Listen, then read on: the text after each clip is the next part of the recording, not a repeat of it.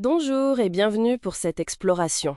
Aujourd'hui, on plonge dans un sujet qui nous touche tous, les emballages, surtout ceux en plastique. Effectivement, on en voit partout et on s'inquiète de plus en plus de leur impact, les déchets, le pétrole. Et c'est là qu'on entend parler des fameux bioplastiques. Alors, solution miracle ou fausse bonne idée? C'est toute la question. Le terme bioplastique, en fait, ça recouvre des choses très différentes. Il y a beaucoup de confusion. Oui, c'est ça, on a besoin de démêler un peu tout ça. Entre biosourcé, biodégradable, qu'est-ce que ça veut dire concrètement? Exactement. Le truc essentiel à comprendre, c'est qu'il faut distinguer deux choses. D'où ça vient, l'origine, et ce que ça devient en fin de vie. D'accord, donc biosourcé, ça veut dire quoi? Biosourcé, ça signifie que c'est fait à partir de matières premières renouvelables, végétales le plus souvent. Du maïs, de la canne à sucre, des algues parfois. Mais ça ne garantit pas que ça va disparaître proprement dans la nature. Ah non, pas du tout. C'est le piège. Prenons le bio-PE par exemple. Oui? Il est fait à partir de canne à sucre, donc il est biosourcé, mais chimiquement, c'est du polyéthylène. Le même que celui fait avec du pétrole, donc il n'est absolument pas biodégradable. Ah, d'accord. C'est contre-intuitif. Et à l'inverse, on peut avoir des plastiques biodégradables qui viennent du pétrole? Oui, ça existe aussi. Moins courant pour les emballages peut-être, mais techniquement possible. Donc l'origine, biosourcée ou fossile, ne dit pas tout sur la fin de vie. Faut vraiment séparer les deux. Ok, c'est plus clair. Et dans les types qu'on rencontre souvent, il y a le PLA. C'est ça. Oui, l'acide polylactique, ou PLA, très commun. Il vient souvent de l'amidon de maïs ou de la canne à sucre. On le voit dans les gobelets transparents pour boissons froides, certains couverts, des barquettes. Et lui, il est biosourcé et biodégradable. Alors, biosourcé, oui. Biodégradable, potentiellement. Et c'est là que ça devient compliqué. Il est compostable industriellement. Qu'est-ce que ça implique, compostable industriellement? Ça veut dire qu'il a besoin de conditions très spécifiques pour se décomposer. Une température élevée, genre 60 degrés, beaucoup d'humidité, et les bons micro-organismes. Des conditions qu'on ne trouve que dans des usines de compostage industriel. Donc si on le jette dans la nature, ou même dans son composteur personnel au fond du jardin, Eh bien, il ne se passera pas grand-chose. Il va rester là, comme un plastique classique, pendant très très longtemps. c'est crucial de le savoir.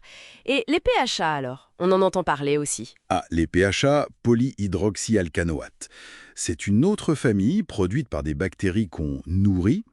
Eux, ils sont intéressants parce que certains types sont effectivement biodégradables dans des conditions plus variées. Plus variés, c'est-à-dire? Dans le sol, dans l'eau douce, et pour certains même en milieu marin. Ça, c'est assez unique et prometteur, mais c'est encore moins répandu et plus cher que le PLA. D'accord. Si on regarde les avantages maintenant, au-delà de cette biodégradabilité qui est donc très conditionnelle, le premier argument, c'est souvent de sortir du pétrole, non? Oui, utiliser des ressources renouvelables, c'est l'idée de base.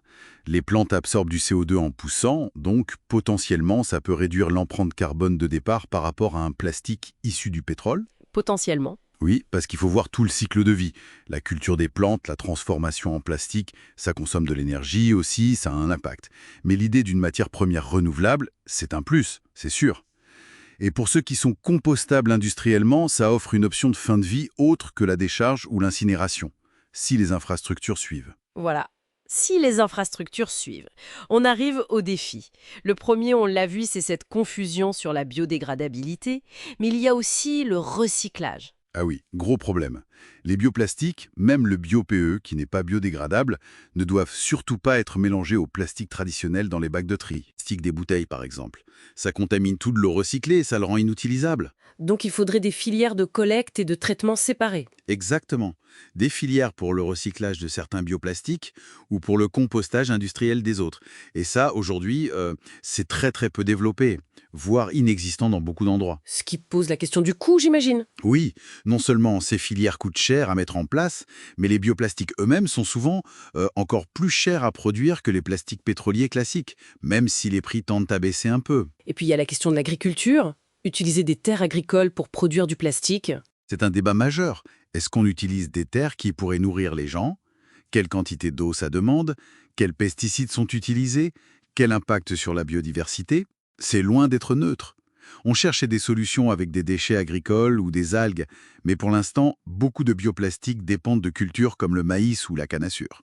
Et enfin, est-ce qu'ils sont aussi performants techniquement? Pas toujours. Certains résistent moins bien à la chaleur, à l'humidité, sont moins solides pour certaines applications.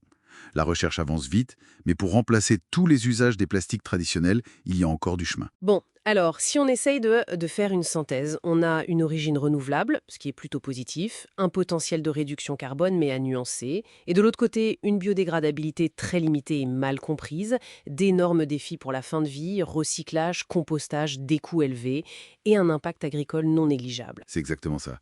C'est une piste intéressante, une partie de la solution peut-être, mais certainement pas la solution miracle universelle qu'on nous vend parfois.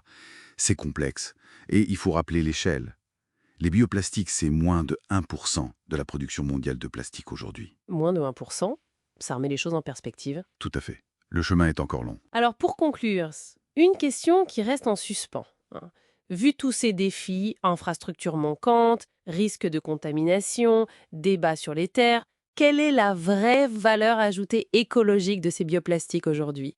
Et surtout, qu'est-ce qui doit fondamentalement changer en termes de technologie, de lois, d'infrastructures et même dans nos habitudes pour qu'ils puissent vraiment tenir cette promesse de durabilité sans juste déplacer le problème? C'est la question à 1 million, en effet. De quoi réfléchir.